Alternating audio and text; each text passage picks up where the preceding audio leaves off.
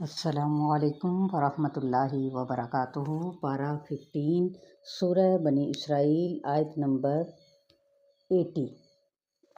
رب زدنی علما۔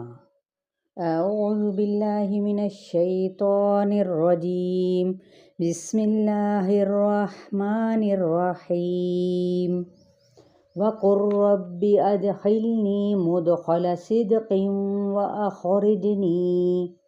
وأخرجني مخرج صدق واجعل لي من لدنك سلطانا نصيرا۔ وقل، اور آپ کہہ دیجئے، ربی ادخلنی، اے میرے رب داخل کر مجھ کو، مدخلا داخل کرنا، صدقین سچائی کے ساتھ، واخرجنی اور نکال مجھ کو، مخرجہ نکالنا، صدقین سچائی کے ساتھ، واجعل لی اور بنا دے میرے لیے، من لدنک اپنے پاس سے، سلطانا نصیرا ایک قوت، طاقت اور مددگار۔ اب یہاں پر کیا ہے کہ جب اللہ نے آپ صلی اللہ علیہ وآلہ وسلم کو یہ خوبصورت دعا سکھائی تو اس وقت مکہ میں مخالفت انتہا کو پہنچی ہوئی تھی، تو یہ دعا پہلے ہی پڑھوا دی گئی کہ کہیں اور جانے سے پہلے کون سی ہے کہ یہ آپ نے دعا جو مانگنی ہے وہ ہے اس بھلائی کی دعا، یعنی مکہ سے نکلنا اور مدینہ میں داخل ہونا اس سے مراد ہے۔ تو آپ صلی اللہ علیہ وسلم نے مکہ کیوں چھوڑا تھا؟ آپ صلی اللہ علیہ وآلہ وسلم دراصل کیا تھے؟ غمگین تھے کہ مکہ تو مجھے اللہ کی زمین میں سب سے پیاری جگہ ملی ہے، اور اگر یہ نکالنے والے مجھے یہاں سے نہ نکالتے تو میں کبھی بھی نہ نکلتا۔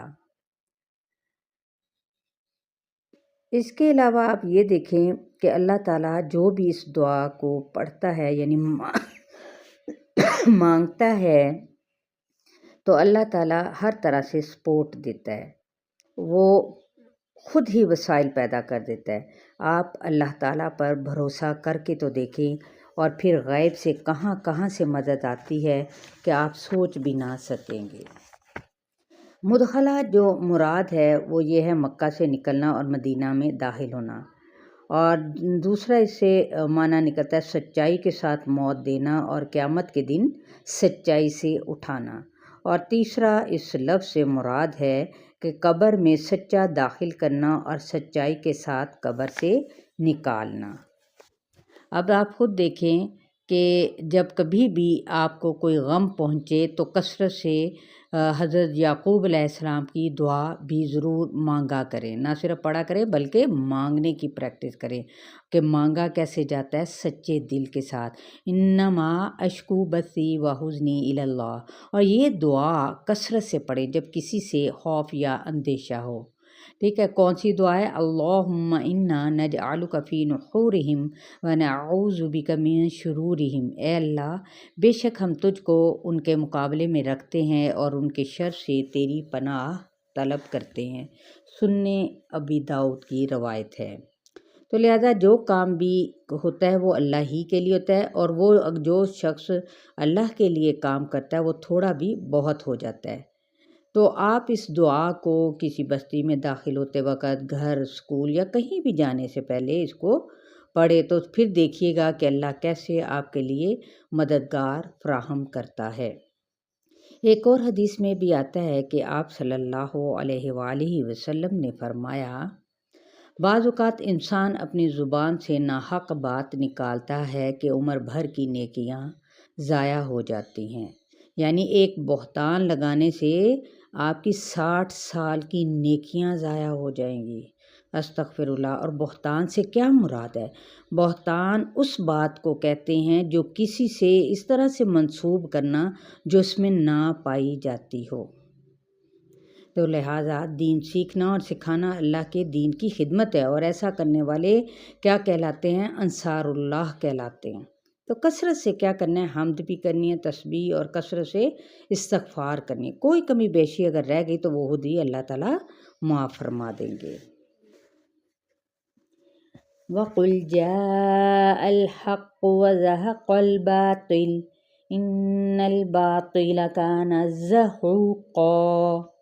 وقل اور کہہ دیجئے جاء الحق آ گیا حق، وزہق اور زائل ہو گیا مٹ گیا، الباطل باطل، ان الباطل بے شک باطل کانا ہے، زہوقا زاحقاف زائل ہونے والا۔ آپ کہہ دیجئے، یعنی آپ صلی اللہ علیہ وآلہ وسلم سے کہا جا رہا ہے کہ حق آ گیا اور باطل چلا گیا۔ مکہ کے رہنے والوں نے جب یہ اعلان سنا کہ آپ صلی اللہ علیہ وآلہ وسلم 9 سال کے بعد اس شہر میں فاتح کی حیثیت سے داخل ہوئے تو آپ صلی اللہ علیہ وسلم نے کعبہ جا کر 360 بتوں کی شکل میں جو رکھا ہوا تھا اس باطل کو مٹا دیا۔ بخاری میں حضرت عبداللہ بن مسعود کا بیان ہے کہ فتح مکہ کے دن آپ صلی اللہ علیہ وسلم کعبہ کے گرد بتوں پر ضرب لگاتے جا رہے تھے اور آپ صلی اللہ علیہ وسلم کسی زبان سے یہ الفاظ جاری تھے ان کی زبان سے کہ حق آ گیا اور باطل مٹ گیا۔ تو جو بات ماضی میں قصہ تھی آج وہ کیا ہوئی؟ حقیقت بن گئی۔ وَنُنَزِّلُ مِنَ الْقُرْآنِ مَا هُوَ شِفَاءٌ وَرَحْمَةٌ لِّلْمُؤْمِنِينَ وَلَا يَزِيدُ الظَّالِمِينَ إِلَّا خَسَارًا۔ وَنُنَزِّلُ اور ہم نازل کرتے ہیں من القرآن قرآن میں سے ما ہوا شفاء جو شفا ہے، وَرَحْمَةٌ لِّلْمُؤْمِنِينَ اور رحمت ہے ایمان والوں کے لیے، وَلَا يَزِيدُ اور نہیں زیادہ ہوتا الظَّالِمِينَ ظالموں کو الا مگر خسارہ یعنی گھاٹا۔ اور گھاٹا کیا ہے؟ قرآن دراصل دیکھیں شفا ہے۔ پہلی بات تو یہ ہے کہ ہر اس شخص کے لیے یہ شفا ہے جو اسے اپنا رہنما بنائے، جو اسے پڑھے سمجھے اور پھر اس پر عمل کرے۔ تو یہ ہر طرح کی نفسانی، نفسیاتی، جسمانی، معاشرتی، اخلاقی بیماریوں کا علاج ہے، اور جو اس سے منہ موڑتا ہے وہ خود پر دراصل ظلم کر رہا ہوتا ہے، یعنی اس کو چھوڑنا، اس سے بے رخی کرنا، توہین کرنا یا اس کو چھوڑ کر کسی اور چیز کو اہمیت دینا نقصان ہے۔ تو حدیث پاک میں آتا ہے کہ آپ صلی اللہ علیہ وآلہ وسلم نے فرمایا قرآن یا تو تیرے حق میں حجت ہے یا پھر تیرے خلاف، یا تو تجھ کو فائدہ دے دے گا یا پھر نقصان۔ قیامت کے دن یا تو تیری سفارش کرے گا یا پھر تیرے خلاف بولے گا۔ لہٰذا قرآن صرف روحانی طور پر ہی نہیں بلکہ جسمانی طور پر بھی مسلمانوں کے لیے شفا ہے، ٹھیک ہے۔